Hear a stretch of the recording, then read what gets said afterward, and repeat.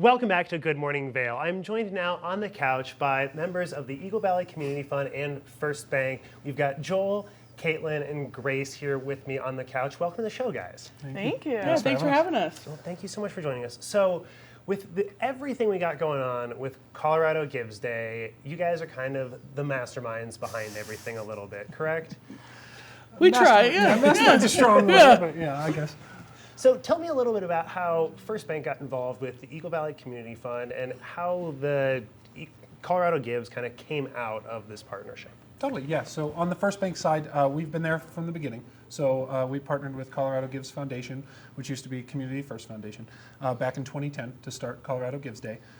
That year, we kind of set the goal to try to raise $1 million and have one dedicated day to raising money for local nonprofits. We were able to raise $8 million that day, and it's blown our expectations every single year of what we think we're going to be able to raise. The community of Colorado really steps up on this day. There's a ton of energy and a ton of excitement, and we raise a ton of money for nonprofits. Wow, and so First Bank does a little bit to help kind of support everybody here too, right? Yeah. And so that way that the donations that are given through Colorado Gives go a little bit further thanks to First Bank, correct? Totally, yeah. So we have an incentive fund. It's a little bit over $1 million, but every dollar that's raised at Colorado Gives Day, we contribute an additional incentive fund. So if your nonprofit is able to raise funds on Colorado Gives Day, we go ahead and add to that. It's a percentage of the total that's raised, but yeah, we'd like to get involved that way. And then on a more local level, we get involved. We have an employee giving program where our employees, and almost everybody does it, volunteers to set aside a portion of their paycheck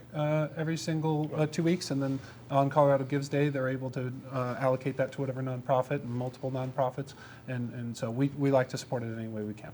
Well, it definitely seems like as you're just wandering around the community, First Bank is out there and heavily involved, really trying to support Colorado Gives Day and all of the local nonprofits. So how does the partnership with the Eagle Valley Community Fund work and with Colorado Gives Day? How do you guys partner with First Bank to kind of help build more Yeah, so community? there's all different areas of Colorado Gives Day. So like Joel alluded to, there's the statewide effort, Colorado Gives Day, really driving giving. Then there's Eagle County Gives, which is the collaborative of 56 local nonprofits coming together. And so not only does First Bank sponsor at that statewide level, but they also sponsor locally to help our efforts to drive that collaboration.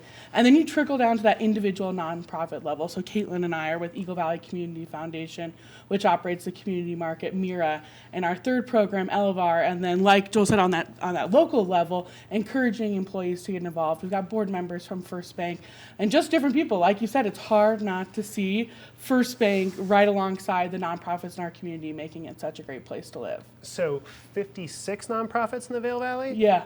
That's incredible. So is that just taking over kind of every aspect of life and all of the different things that you could get involved with? Or is it more just kind of medical nonprofits or food nonprofits or... It is a little bit of everything. That's a great question. So if you go to eaglecountycoloradogives.org and click on that nonprofit section, you can actually sort by any interest. So if you're interested in animals, we've got the Horse Rescue, the Humane Society, groups working in there. If youth is what you are passionate about, there's the Education Foundation, Youth Power 365, and you can actually use that feature to sort by what you're passionate about. And I think what makes Colorado Gives Day so cool is it makes it easy to donate to multiple places all at once.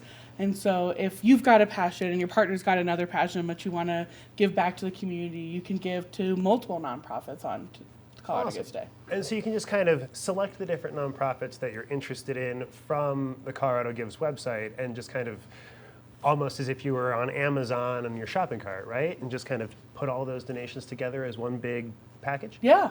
Awesome. That makes it super convenient. So what else is going on with Colorado Gives Day today? And what is Eagle County Gives doing to kind of help make things a little bit more local?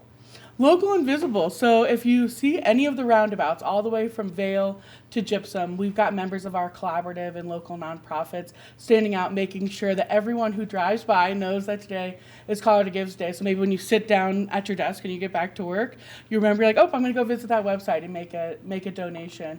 We've got different community members out in coffee shops, so hopefully when people grab their cup of coffee this morning, they can also grab one of our free tumblers or a sticker and check it out. Again, we just encourage encourage people to visit that website today through all of these different activations, and really encourage them to find something that's their passion. Well, and the amount that people give, you can give anything, right? It doesn't have to be $100. It can be just the price of that cup of coffee too, right? Yeah. I think that's what's really cool about Colorado Gives Day and grassroots giving is you really see the collective effort of donations coming together. So in Eagle County, we raised over $1.5 million. We're going for that again today. But that's made up of your neighbor donating $5, and maybe someone's got a little bit extra to give $100 or $500. And really, another goal we set is that number of donors. We had over 400 last year, and in this community, we hope to keep growing that number. Wow. And so let me ask you guys each this, and we'll start with Joel. Do you have a nonprofit that you kind of is top of your list, one that you're really focusing on or thinking about? For sure. So there's several boards that I sit on and I volunteer. First Bank really encourages that and makes it a priority, which is fantastic. And we have this thing called volunteer time off. It's similar to PTO. And so all of our employees are able to use work time to go and volunteer for their favorite organization. So one that I serve on is Mountain Youth, which is pretty visible here in Eagle County, and they're pretty big.